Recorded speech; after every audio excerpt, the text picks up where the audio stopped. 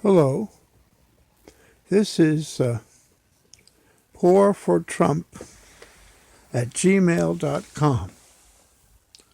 If you send us an email, you will get an auto response that will give you some of our things that we have to say about why we think Donald Trump would be a better choice for president than Hillary Clinton. And in fact, we very much so think that the Democratic Party is a very great harm to and for the United States and to and for the people of the United States. I think that the Democratic Party is run by a bunch of people who aren't what you think they are and who have a different agenda than the one they present and really are only using the government as a way to make money for themselves while getting you to allow them to do that and not stop it. Please email us at poorfortrump@gmail.com. And, when President Obama was just elected, we were in the middle of what would have otherwise been an economic depression. But it wasn't that we avoided that because of Obama. He didn't do anything particularly well in handling that. Now, you think he did, and the media thinks he did, but the media has no interest in poor, no real interest. They'll talk about it, and the Democratic Party has no real interest in helping the least in the world or in our country. In fact, what actually happened, the automakers were going to fail because nobody could buy a car, and the banking industry had extended itself and had created a lot of financial value that had no real value in those junk mortgages. So when the time came and there was a contraction in the market, the general market, there also was this failing of the banks. That's what a depression is.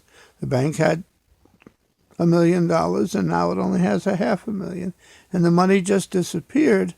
But it disappeared because of investments and things that were owned that didn't really have the value that they said they had. And there were all these mortgages that didn't have the value of the mortgage because the house that it was the property that the mortgage was on was not as much as the mortgage. There's a $100,000 mortgage on a house only worth $50,000. So there's $50,000 that doesn't really exist. And just like in the 1920s, they were creating financial instruments like stocks that didn't have the real value. The stocks soared, and people were paying lots of money for stocks that didn't have the same value as what they were paying for. The actual value of the stocks was less than they were paying for them. And different things happened that finally made it collapse. And then immediately everything went down to its true value, and a lot of stuff went below the true value. And the way people respond to that is always hysterically, and it always complicates it worse. And but in this case, with Obama and Bush, it was now everybody would blame the Republicans for this problem, but it wasn't the Republicans who created this problem. It was the Democrats. The Democrats created this problem. Now, explaining how and why is complicated. So, if you really want to know, email us, and maybe we'll communicate. And right now, I'm having trouble with my sight. I can't see very well, which is why this is a lousy video. I know how to make interesting television. And if my site was working and I wasn't having a lot of trouble with other issues, I would make a wonderful video and you would watch it. And, I'm not trying to tell you what to believe, but I'm really trying to get you to think. Because if you're supporting Democrats, and if you've been a Democratic voter, you aren't paying attention to what you're doing and what's going on. You're not thinking. I don't believe you are. I believe you're being manipulated, fooled, tricked. It's like going to see a magician. The magicians can only succeed because people are willing to be deceived. We really are. So they succeed by deceiving us, and creating an illusion. And the Democratic Party ideas are illusions, but unfortunately they're in charge most of the time, because you respond to their illusions by believing them, and you keep putting them in. Even though they're cutting your throat while you put them in, they're not doing what you think. But look what happened. Obama's one of the programs that Obama, but not really Obama, the Democratic Party, the leaders, the people who are behind the president and advise them and support them, said, well, we get the car companies selling cars. And the way they did that was to say, well, if you buy a new car, no matter what the value of your old car is, we'll give you $4,000 for it, or whatever the amount was. But then they said you have to trade it in. And then Obama said, but that car cannot be sold to anyone, resold. It has to be destroyed. Now, who was harmed by that? I'll tell you who was harmed. I was harmed. I was harmed by it.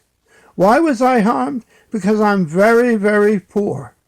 I'm at the bottom of the American poverty level. I'm indigent, and I have just what help I get from the government, which is more than people used to get. But it doesn't leave me able to participate in society. It doesn't leave me be able to participate in debate. I'm very frustrated because I can't tell you what I think, because I can't get you to see or hear or pay any attention to me.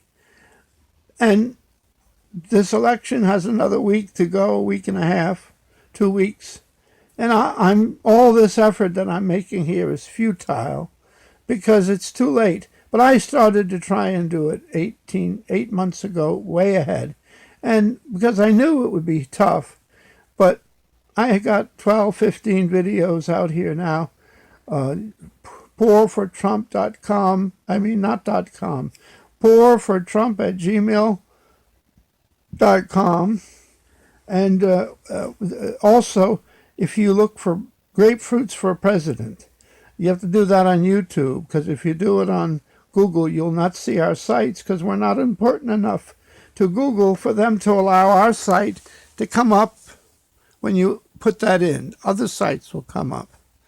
But you see, the whole system doesn't allow the poor to participate. Our whole entire system really ignores the poor. And the poorer people are, the more they're shut out of society and of the community. And the people like Hillary talk about a village. Takes a village to raise a child. But she's talking about the village she lives in. Where there's millions of dollars involved in each person that's in the village. She's not talking about the village that I live in, where no one has anything more than the money to get by on, or just a little more than that, and they have to spend most of their time. They either can't get by, or they have to spend most of their time being very frugal. And if they know how to do that well, they can get leverage and they can do well.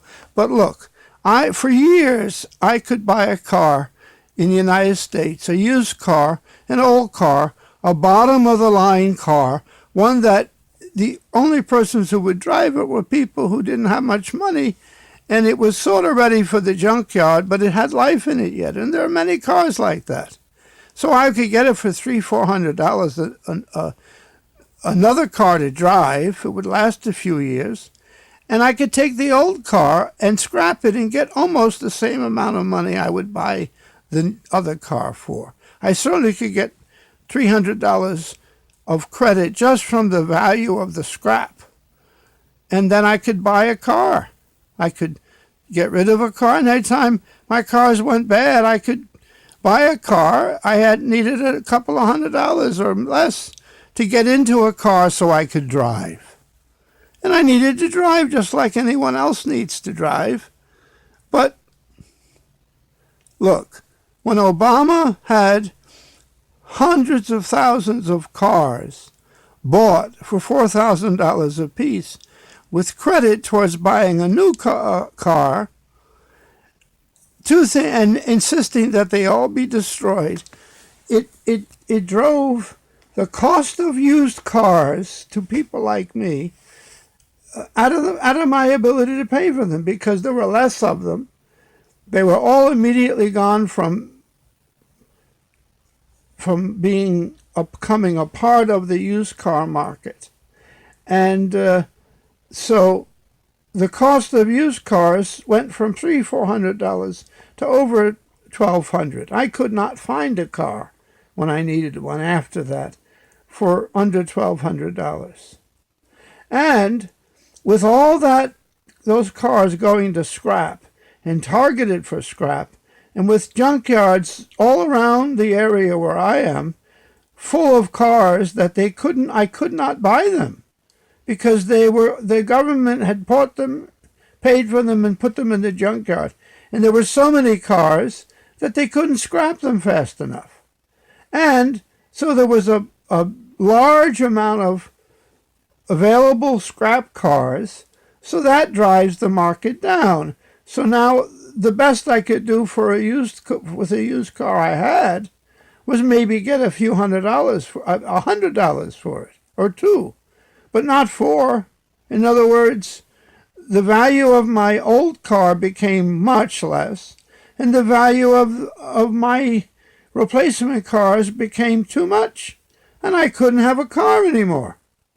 I couldn't have one because I couldn't afford one because of Obama. And that happened to me, and because I'm poor. Now that happened to every other person who's poor, who was just sort of gleaning the fields or getting by with a car on the edge of the market, which is what the poorer persons always have to do. We have to be on the edge of the market and sort of use our cleverness and be willing to drive a car that most people wouldn't. It's very difficult to do, but since Obama did that, I haven't been able to have a car or get one. Now, since then, the market has improved a little bit because of the winding out of those events. But now I'm losing my sight, so I can't have a car anyway.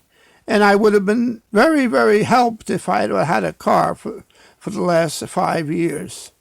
But, of course, at that same time, gasoline got pretty high, and I couldn't afford that.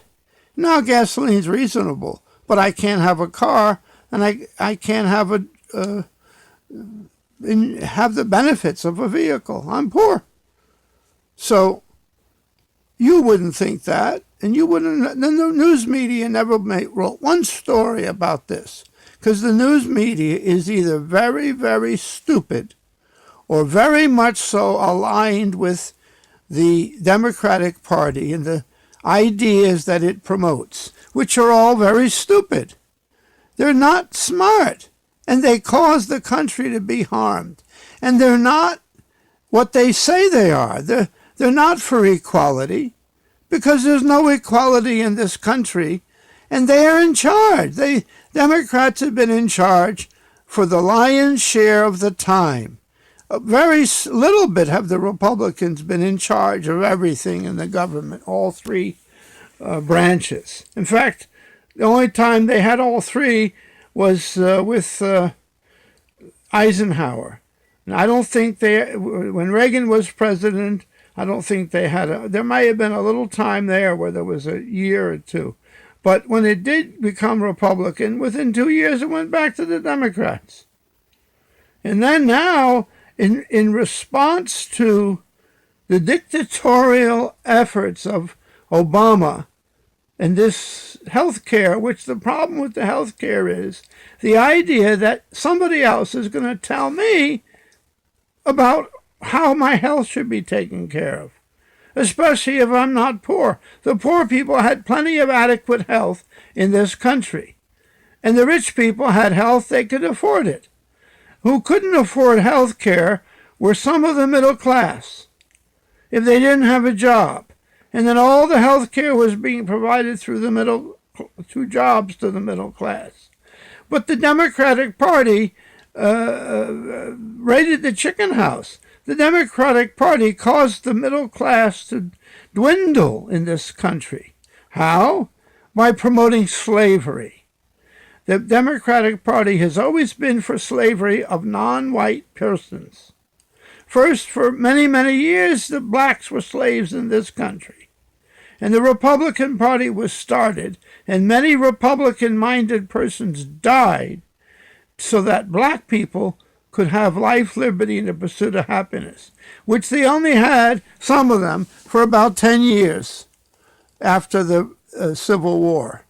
And then the Democrats, the racist, white, supremacist, racist Democratic Party, which it was that way both in the North and in the South, but it was clear in the South because it was all that way, and in the North it was sort of half and half.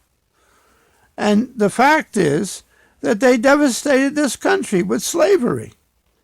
And then now you take the fact that a company in Arkansas named Walmart and lots of other U.S. companies, but Arkansas is a white racist state.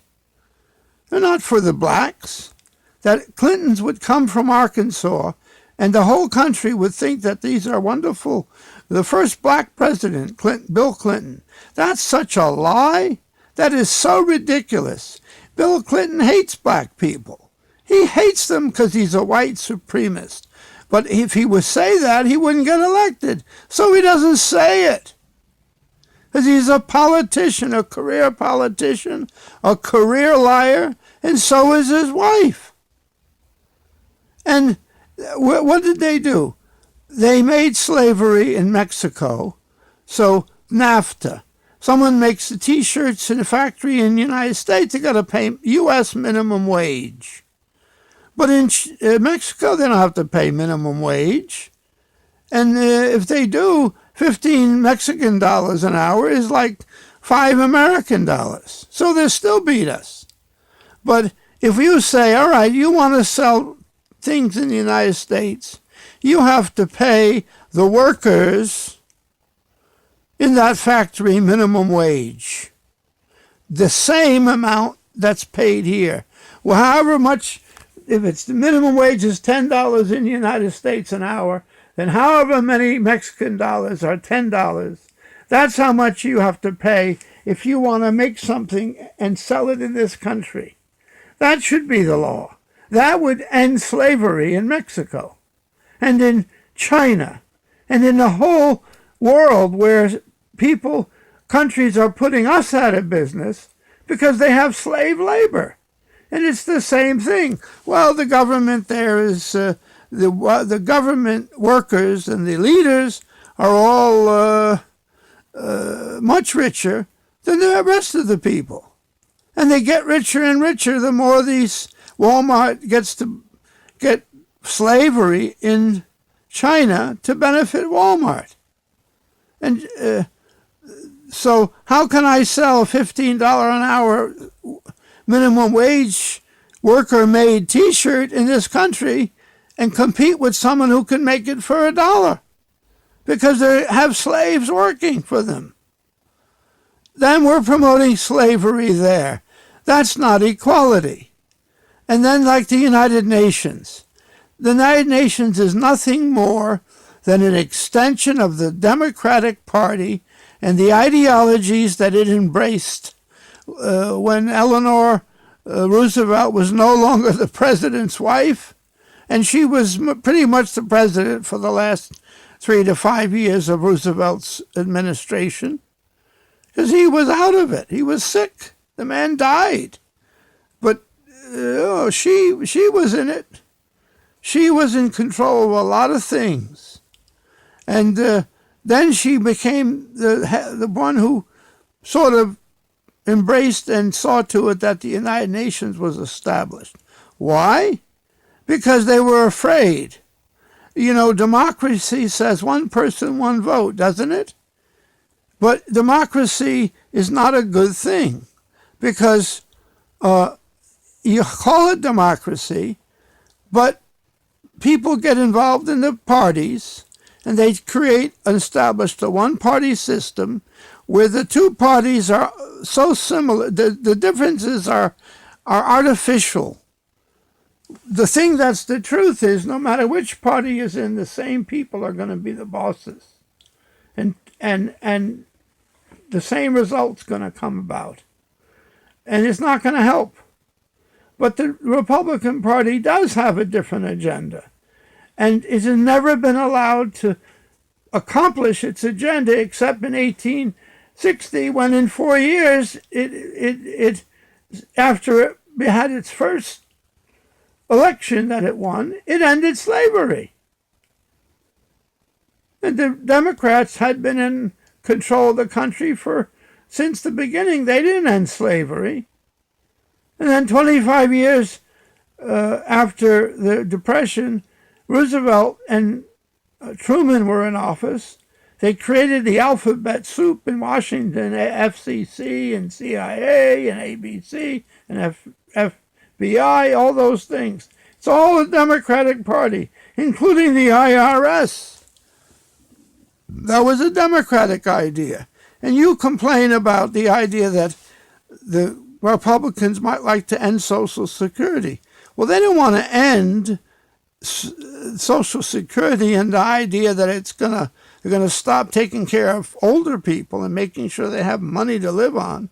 But there's problems with Social Security that are the very reasons why the people who were against it spoke against it when before it was started. When the Democrats created that, there were reasons why it isn't good. It doesn't work. And those are the very reasons that are existing today. Send us an email at poorfortrump@gmail.com, and we would respond and talk about this. And I'll eventually make a video to explain this. But by the time it comes out, nobody's watching these videos. So I'm speaking to myself. And I don't have the means or the ability to put an ad in the paper and say, watch my thing, or pay money to get this to come up top on the list. No. The United Nations is supposed to somehow reflect democracy. Well, China has a whole lot more people than the United States, doesn't it? We have 350 million maybe, and they have over 1 billion. They have at least 4 votes for each of ours. Now, they get 1 vote in the United Nations, and we get 1. Is that democracy? Is that equality? Or is that the United Nations being an extension of the Democratic Party to keep ever there being a case where there is a real democracy? And if there was really a democracy, there's so many more poor persons in the world than there are any other type, that they would, if they were allowed to vote, if we were to consider the wishes of the poorest people in the earth, their wishes would always be carried out because they would always have the majority. There'd never be any groups. There's no way you could create a group large enough to stand against what they want. Am I talking stupid? No, I'm not. The poor people don't get helped at all by the United Nations. There's a pretense that they do, but who gets helped? The poor white people and the non-white people get a little help, and then it ends. If you don't believe me, Google something called yaws. YAWS, capital letters. It's the name of a disease that should have been gone from the face of the earth 60 years ago. And it's gone from the face of the earth everywhere except where the very poorest people on the earth live. And that's the doing of the United Nations, because the United Nations dealt with yaws as long as it was white people and non-colored people suffering from it. But the day that was done, then they pretended and fooled around in the 50s to stop ending that disease. And 100,000 people have that disease today. And it's the worst, most horrible disease you could ever imagine. And you've never even heard of it. Now, how could that possibly be? Because the media doesn't tell you the truth. They tell you what they think is important. And the Democratic Party doesn't want you to know the truth, because it's controlled by people and persons and ideologies that don't make sense. And if you understood the truth, you wouldn't allow it. But you allow it because they keep you in the dark. And you think that you're in the light. So what can we do about it? Well, wake up. Wake up and look and think and see and figure out that maybe everything you've been being told isn't correct. And then check some of it out.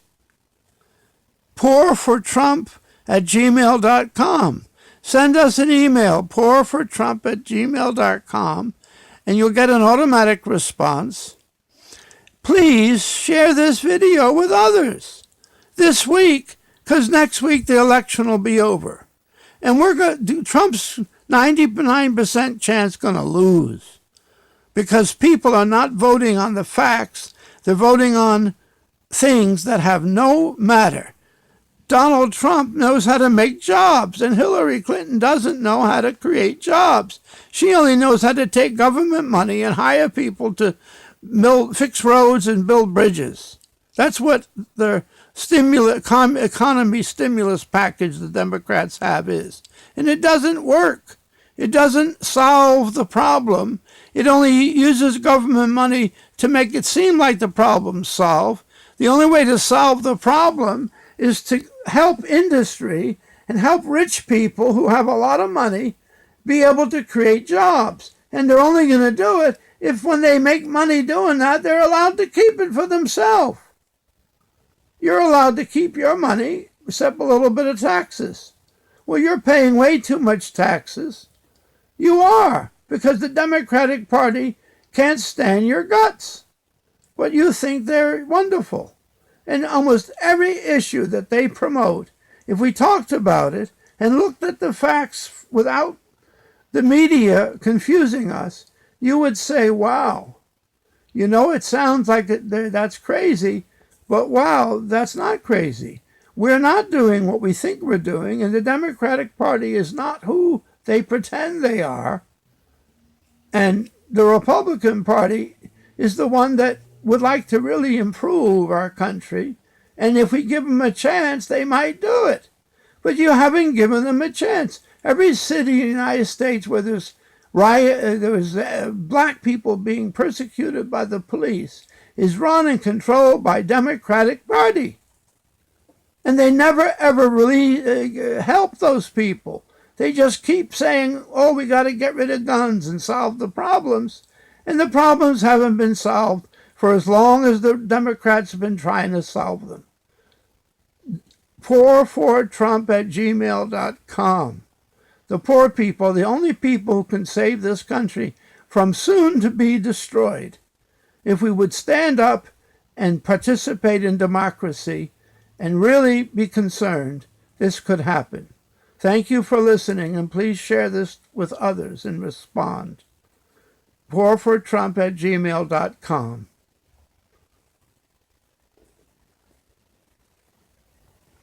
Good night.